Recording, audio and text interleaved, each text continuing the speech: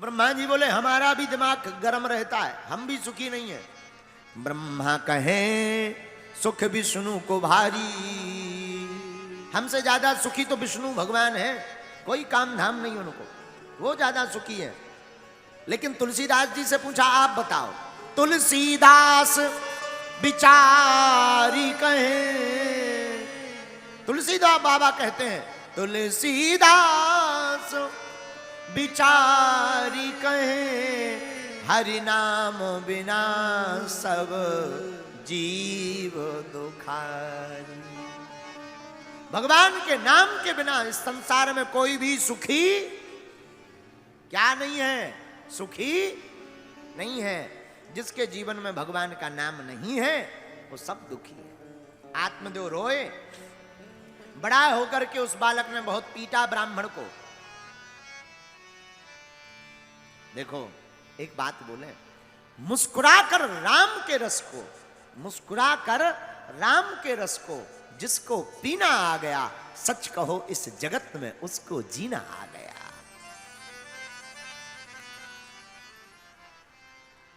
कौन जीना जान सकता जो मुस्कुराना जाने। इसलिए हमने आज बैठते ही एक सूत्र दिया था जबलपुर वालों, रोना तो कायरों का काम है, मुस्कुराना पागलों का काम है।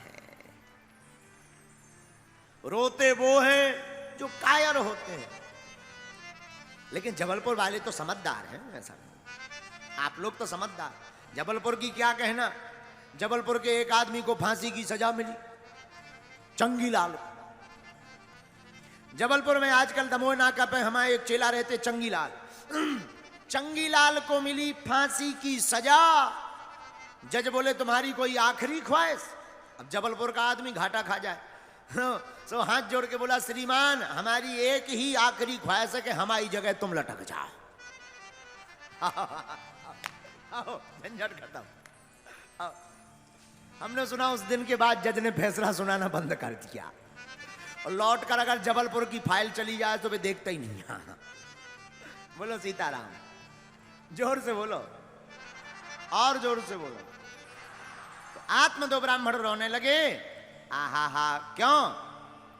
विचित्र पुत्र हुआ है। पहले भी रो रहे थे, क्यों? पुत्र है नहीं।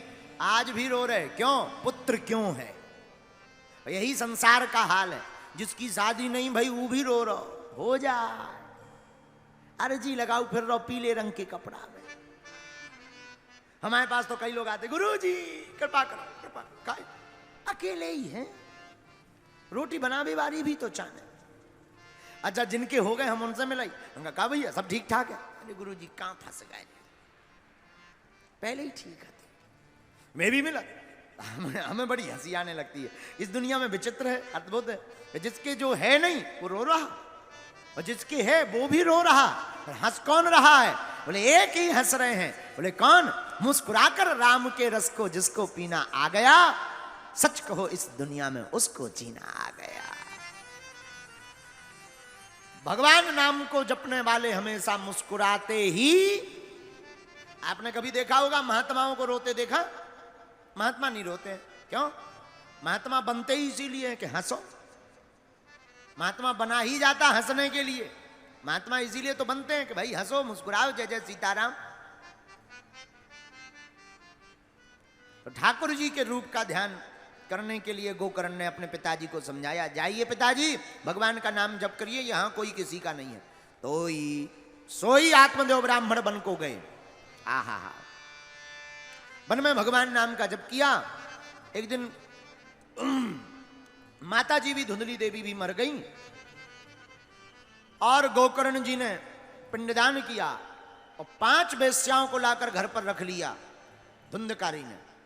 उन वेश्याओं ने एक दिन धुंधकारी का वध कर दिया, मार दिया, और आतताई मर ही जाता है। अंत तो गत्वा, आहा हा।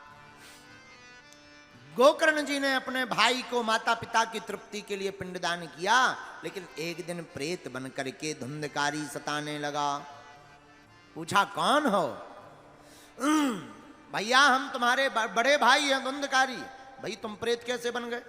हमने आपका पिंडदान भी तो किया है। धुंधकारी बोला महाराज हम कोई साधारण पापी नहीं है, नंबर 1 के पापी हैं, और पिंडदान से हमारा कल्याण होने वाला नहीं है, कोई और उपाय करो। तो दूसरे दिन सूर्य भगवान से प्रार्थना की, महाराज हमारा भाई प्रेत है, कोई उपाय बताओ जिससे मुक्ति हो जाए।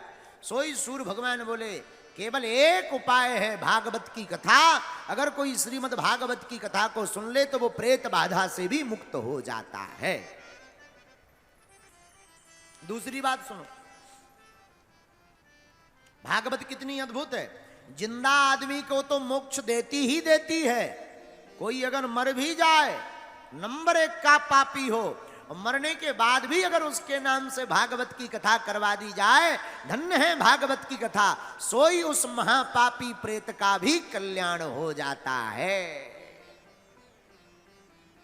और 7 दिन तक गोकर्ण जी ने कथा सुनाई, और 7वें दिन जब बांस की 7 गांठें फट गईं, सोई दिव्य रूप लेकर के धुंधकारी प्रकट हुआ, और हाथ जोड़ करके धुंधकारी भागवत की महिमा गाते हुए कहने लगे, धन्यम भागवतिर्वार्ता प्रेत पीड़ा विनाशिनी, सप्ताहोपि तथा धन्य कृष्ण लोक फलप्रदा। धन्य है भगवान की कथा जो मुझ जैसे महापापी का तरन तारण कर दिया।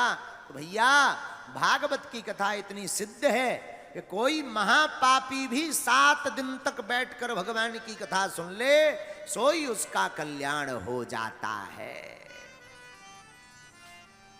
लेकिन सुने कौन?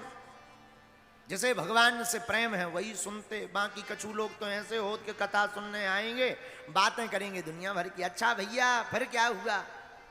कई बार हमने माताओं को देखा है, माताएं आएंगी कथा सुनने, लेकिन एक तो बड़ी मुश्किल से निकल भी मिला तो नहीं, और कथा में वो पुरानी सहेली मिल जाए, आहा, फिर तो कथा और भागवत एक तरफ। अच्छा बहन और सुनाओ, साड़ी बड़ी अच्छी ली तुम, कहाँ से ली? अरे वो नहीं है, वो अपने बड़े वो पुराने वाले भैया, हाँ हाँ वो आजकल वो अच्छी अच्छी साड़ियां ले आ रहे। तो भागवत धरी पूरी साड़ी की कथा चल रही। हाँ हाँ, और कई माताएं तो और बचत, अरे बहन तुम्हें पता है हमने आज कड़ी बनाई। फिर कहा भाव? अरे कड़ी बनाई तब तक पप्पू के पापा ने पानी मांगा। फिर कहा भाव? जब तक मैं पानी देवे गई, जब लोग भर गई। हे देवी जी हरो, भागवत हो रही तुम कड़ी सुना रहे। ऐसे भी होते, जबलपुर की माताएं ऐसी नहीं हैं, ये तो हमने विदेश की हैं बताएं, क्योंकि अभी हमें 5 दिन यहीं रहना है। पतो लगे कलई टमाटर घलन लगे बाबा छू, तो भागवत को सुनते हैं। तो हमने आप लोगों को नहीं, ये तो विदेश की बात है। तो ठाकुर जी की कथा बड़ी अद्भुत है, जो इनको ध्याता है, भजता है, उसका बेड़ा पार हो जाता है। और ठाकुर जी हैं कैसे? हमारे प्रभु की बाकी यादा है।